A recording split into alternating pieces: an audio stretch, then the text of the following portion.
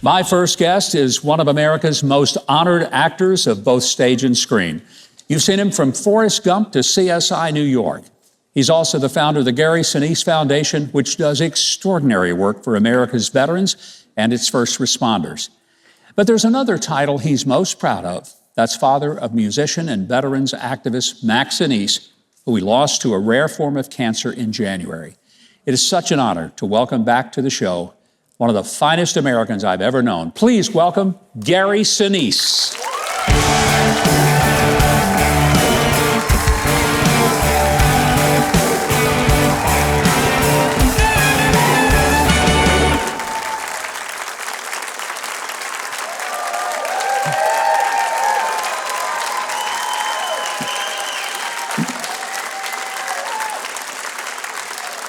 Okay, Gary, I've been doing this show 6.5 years. I've never gotten a welcome like that. No, I tell you, that is an affirmation of everything people know about what you have done for this country and the veterans.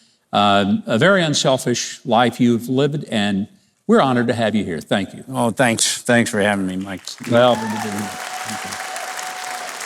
I know this has been a tough year for you and your family. And I kind of want to just dig right into it because it's a powerful message I think you have for all of us. Your son, Mac, who worked for the foundation, but is also a stellar musician, contracted a very rare form of cancer and passed away in January of this year. And I can't even begin to imagine just the grief and the pain of dealing with that over these past several months and years. Yeah, it's been a tough fight. He was diagnosed in 2018 with this rare cancer called chordoma, which only affects about 300 people a year in the U.S. And quite often they can remove the initial tumor off the spine and it's cured. It goes away, but about 30% of the time it comes back, and he was one of those patients that it came back and started to spread. And there are no drugs really to fight it. There are, you just fight it with whatever drugs they try to throw at it. He did about 25 different drugs over a 5.5-year period, along with radiation, and he had several spine surgeries and all of that. And he fought it with just bravery and courage and resilience, and he smiled through it as much as he could. When he was feeling good, he was in a good place and a good spirit. And then toward the end of his life, he was a musician from the age of 9, exceptional drummer and a composer. He went to USC Music School and was a songwriter and composer. But the cancer fight took all his time, all his energy. So he had to put the music away. And then early last year, 2023, he said to me, "Dad, there's a piece of music that I never finished that I think I'd like to try to work on." And he teamed up with a buddy of his from college, who he hadn't seen for a while, but they were composer buddies, and they teamed up and they went to work to finish this piece of music that Mac had written. And they went into the studio this summer. They recorded it. They ended up recording another piece of music. Mac couldn't play drums anymore because he was paralyzed from the chest down, but he picked up the harmonica. His mom suggested he get a harmonica. He started playing. And I told him to learn the song Shenandoah. Because a buddy of mine, a Medal of Honor recipient buddy of mine, tells a story about playing Shenandoah in the trenches of Vietnam. And so Mac learned Shenandoah, and when they went into the studio last summer, the orchestra backed him up with a great string arrangement. And all that can be seen at Mac Sinise YouTube. He did a final recording in November of this year, and he created this album that we put out, and he died about 2 months later after finishing this record. It's a phenomenal collection of music, and one of the beautiful things, just before he passed away, he had a special idea of what would happen to the proceeds for this album. What did he want for that? Mac never really thought that this record was going to be anything more than something personal for him. So he said to me, "Dad, what would you think if we made like 100 vinyls?" And so I could give them out to people, and if we ever sold any, we'd give the proceeds to the Gary Sinise Foundation. So after he died, and I said, "Sure, you should do that, bud." And after he died, I ordered 500. And we posted a story on the foundation website about, Mac died on January 5th, and on February 27th, because of some people that had donated to help the Cordoma Foundation, which there's a Cordoma Foundation, and they've been very supportive of us. We started a campaign there, and a bunch of people had donated some funds there. So I felt it was important to let them know what had happened to Mac. And we put the album up for pre-sale, and within a day, there were 1,000 orders for the record. and so I had to call the pressing people and tell them, step it up, because we have a lot of orders. Now there's been hundreds of orders for the record.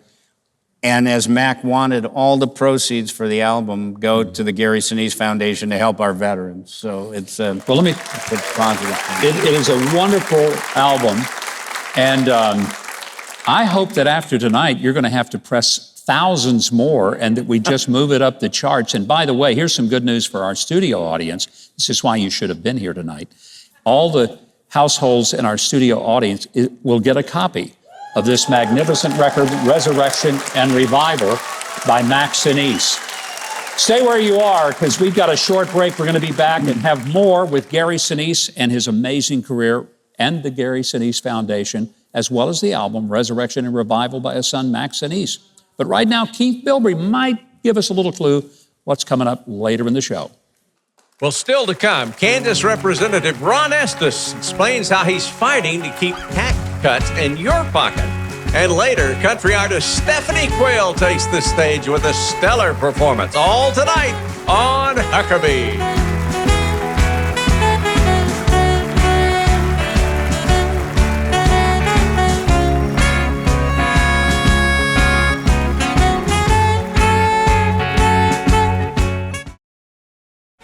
MikeHuckabee.com and sign up for his free newsletter and follow @Mike Huckabee on X.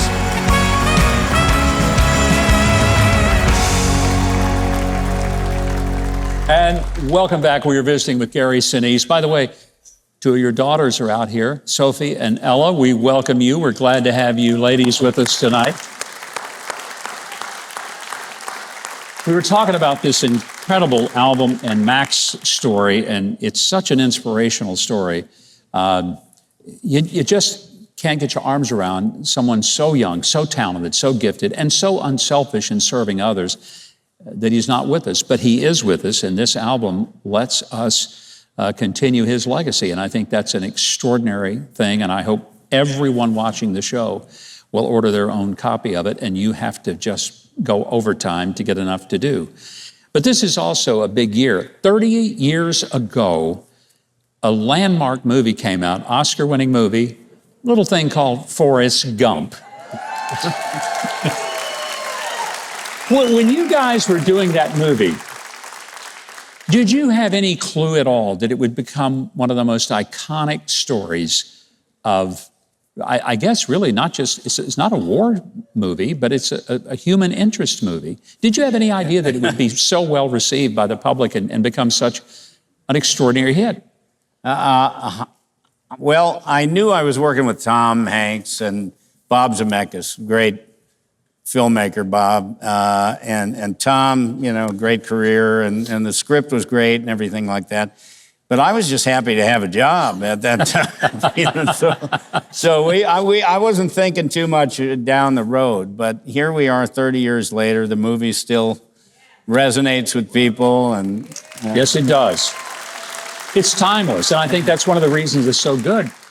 The character you played, Lieutenant Dan, has now become the genesis of the Lieutenant Dan Band. You entertain troops all over the world. How many, 560 appearances you guys have done? We just did, just this past weekend, we were at Fort Bliss, Texas, and then we went to Fort Huachuca in Arizona, and then Luke Air Force Base.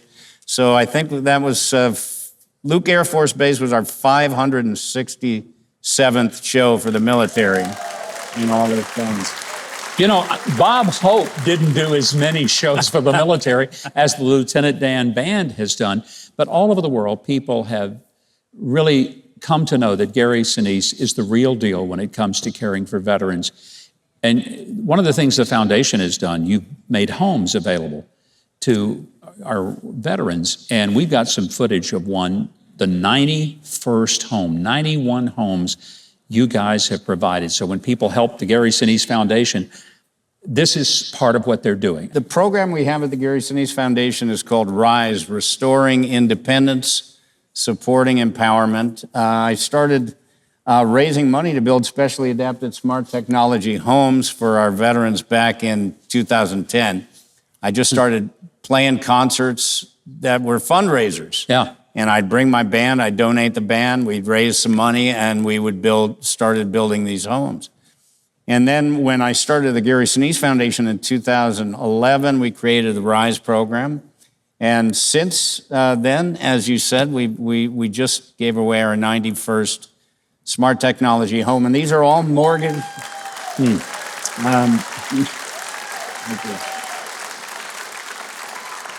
When I say smart technology, we put all kinds of gadgets in there to make it, you know, if somebody's missing their arms and legs, they've got a traumatic brain injury, they're blind, paralysis, whatever, spinal cord injuries, they have special needs. And so we provide special things within the home to help make their life more independent and to make their family's life more independent, less time taking care of the veteran, where the veteran can take care of themselves. These are special things. We want to do everything we can to give back to the men and women who serve our country. And if you get injured, You know, you need some help, we're going to be there for you. a lot of people may not realize, but we're about to tell them, this is your great-grandfather. That's Mac's great-grandfather. Your grandfather. My grandfather. Mac's great-grandfather on the cover of the album. What is significant, your family has a long history of serving this country. And I think when I've told people, I said, you know, Gary Sinise is not just a celebrity that has picked a cause that he doesn't really care about, but he does it. Genuinely, Gary Sinise cares about veterans. Why do you love this country so much, Gary? Because it's obvious that you do. I do. The last time I was here, Mike, I was here to promote my book had just come out. Yep. And the book is called Grateful American. And I believe that, you know, we're all very fortunate to live in this country. It's a great country. Like any country, of course, it has its flaws, and there's no country that has escaped that. But we have the freedom to do as we please, to pick and choose as we want, to apply ourselves the way we want. And we have that freedom because we have men and women that are willing to sacrifice for it. And many sacrifices have been made over the years. So, in fact, this is Grandpa Dan there. He served, this is from World War I. So I have veterans on my wife's side of the family, Vietnam veterans. So a lot of veterans in my family. It all starts there with me.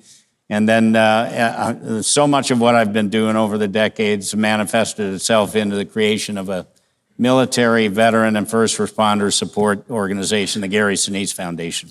Well, Gary, you love America, but I want to tell you something. America loves Gary Sinise as well, for good reason, for all that you do. God bless you. Our deepest thanks to Gary Sinise for all that he does, and especially for joining us here. I hope you'll go to huckabee.tv. You'll get links to find where Gary and the Gary Sinise Foundation is, and also how to get a copy of this great album, Mac Sinise, Resurrection and Revival. All the proceeds benefit the Gary Sinise Foundation. So buying one of these albums means you will help build a home for one of our veterans. I don't know how busy you are, but since you're clearly slacking off watching YouTube videos, you probably got the time to subscribe to my channel and hit the notification bell and the like button. That way you get updates on new videos.